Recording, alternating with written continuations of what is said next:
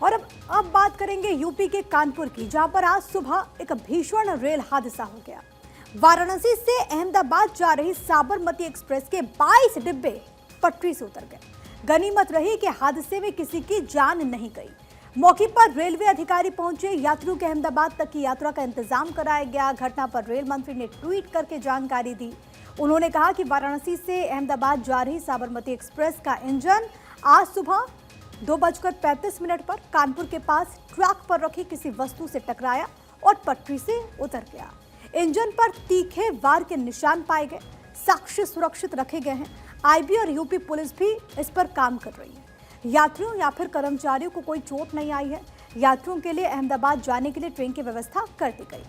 Train driver ने बताया कि पहली नजर में बोल्डर इंजन से टकराया, जिसके कारण इंजन का कैटल गार्ड पूरी तरह से डैमेज हो गया, जिस वजह से यह हादसा हुआ।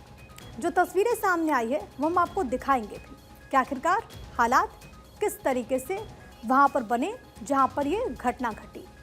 ट्रेन पर यह अचानक तो नहीं हो सकता, इसके पीछे गहरी साजिश भी नजर आती है। यूपी पुलिस और आईबी मामले की जांच में जुटी हुई।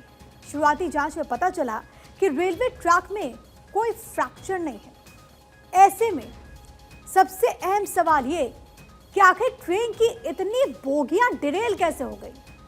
क्या भारतीय रेलवे के खिलाफ कोई साजिश रची जा रही है, या क्या ये हादसे महज इत्तेफाक है? सबसे बड़ा और सबसे अहम सवाल यह है कि आखिर ट्रैक पर कोई चीज कहां से आ गई, क्योंकि यह इस तरह का पहला मामला नहीं है।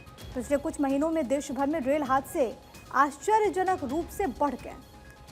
देश की ट्रेन कहीं हादसे का शिकार हो रही है, कहीं पथराव हो रहा है। पिछले साल गांधी जयंती के दिन राजस्थान में एक बड़ा हादसा होते होते टल गया। कुछ लोगों ने उदयपुर से जयपुर की तरफ जाने वाली वंदे भारत एक्सप्रेस के ट्रैक पर लोहे की रॉड और पत्थर बिछा दिए थे। ये तो गनीमत रही कि ट्रेन के लोको पायलट को इसकी भनक लग गई। जैसे ही पायलट को इसकी भनक लगी, उसने तुरंत गाड़ी को रोक दिया, वरना कुछ भी हो सकता था, कोई भी घटना हो सकती थी। इससे पहले साल 2017 में मुरादाबाद के पास दलपतपुर स्टेशन के पास हादसा हुआ था। वहां पर रेल पटरी 2 हिस्सों में टूटी मिली। सुबह जब ट्रैकमैन जांच करने पहुंचता है तो उसने कंट्रोल रूम में इसकी सूचना दी।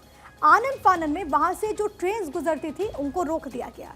अगर यहां से कोई ट्रेन गुजरती तो आप सोच सकते हैं कि हादसा हो सकता था और कुछ भी हो सकता था। इसके अलावा ट्रेन पर पत्थरबाजी की घटनाएं भी सामने आती रहती हैं, आप सुनते भी होंगे। पश्चिम बंगाल में पिछले साल वंदे भारत एक्सप्रेस पर कुछ अज्ञात लोगों ने पथराव कर दिया था। पत्थरबाजी की इस घटना में वंदे भारत ट्रेन की खिड़की के कांच टूट गए थे। ट्रेन पर पत्थरबाजी की कोई पहली घटना नहीं है। एक रिपोर्ट जो सामने आई है उसके मुताबिक पिछले साल जनवरी से अक्टूबर तक ट्रेन में पत्थर फेंकने की करीब 300 घटनाएं सामने आई हैं।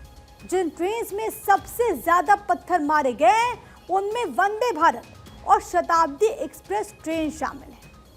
आरपीएफ की एक स्टडी के मुताबिक ट्रेन में पथराव करने वाले अधिकतर नाबालिग हैं।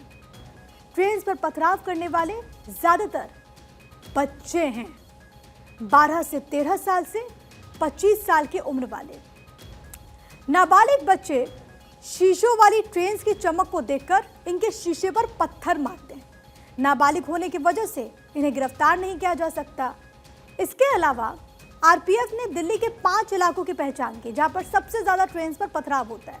साल 2022 में ट्रेन पर पथराव की सबसे ज्यादा शिकायतें इन्हीं 5 इलाकों से सामने आई थी। इसमें सदर बाजार, आदर्श नगर, पालम दिल्ली छावनी, दया बस्ती पटेल नगर, साहिबाबाद आनंद विहार और ओखला तुगलकाबाद रेलवे सेक्शन शामिल है। इस बार भी रेल हादसा दुर्घटना है या फिर कुछ और?